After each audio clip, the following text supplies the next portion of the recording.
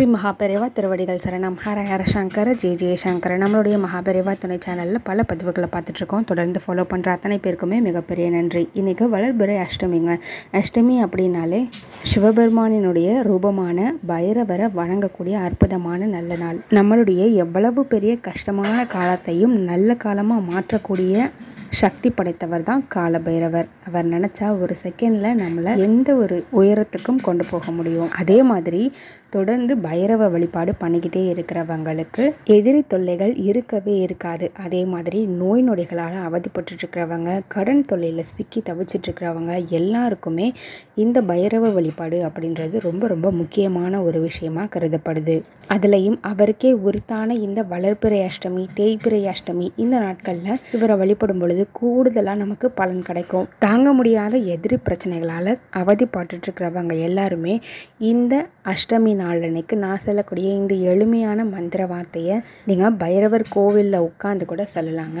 இல்லை போக முடியல அப்படின்ற பட்சத்தில் நீங்கள் வீட்டில் இருந்தே கூட நீங்கள் சொல்லலாம். பைரவர் பொதுவாக நம்ம அஷ்ட பைரவர் அப்படின்னு சொல்லுவோம். 8 விதமான பைரவ ரூபங்கள் இருக்கிறதா சொல்லப்பட்டிருக்கு. உங்கள் வீட்டிலேயே பூஜை அறையில் உட்காந்து நீங்கள் செய்கிறதா இருந்தாலும் சரி, அப்படி இல்லாத பட்சத்தில் ஏதாவது ஒரு இடத்துல அமைதியான இடத்துல ஒரு விரிப்பு விரித்து உட்காந்துக்கோங்க.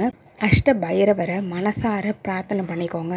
உங்களுக்கு குறிப்பிட்ட ஒரு எதிரி இருக்கிறாங்க அப்படின்ற பட்சத்தில் அவங்கள மனசில் நினச்சி அவங்களுடைய தொல்லை எனக்கு இருக்கக்கூடாது அப்படின்ற மாதிரி பிரார்த்தனை பண்ணிக்கோங்க. இல்லை நிறைய பேர் இருக்கிறாங்கன்ற பட்சத்தில் மொத்தமாக எல்லா எதிரிகளும் நீங்கள் தொல்லை இருக்கக்கூடாதுன்ற மாதிரி நினச்சிக்கலாம். நீங்கள் பிரார்த்தனை பண்ணிவிட்டு ஸ்தம்பய ஸ்தம்பய ஸ்தம்பய ஸ்தம்பய இது ரெண்டும் சேர்த்து ஒரு வார்த்தை அந்த மாதிரி கணக்கில் எடுத்து 8 முறை நீங்கள் சொல்லுங்கள்.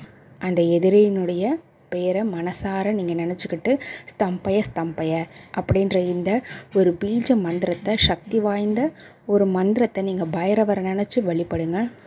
எப்பேற்பட்ட எதிரியாக இருந்தாலும் சரி, உங்களை நினச்சாலே அவங்க ஸ்தம்பிச்சு போயிடுவாங்க. உங்ககிட்ட நெருங்கணும், உங்களுக்கு தொல்லை கொடுக்கணும், தேவையில்லாத கெட்ட விஷயங்கள் பண்ணணுன்ற எண்ணமே அவங்களுக்கு இல்லாமல் போயிடும்.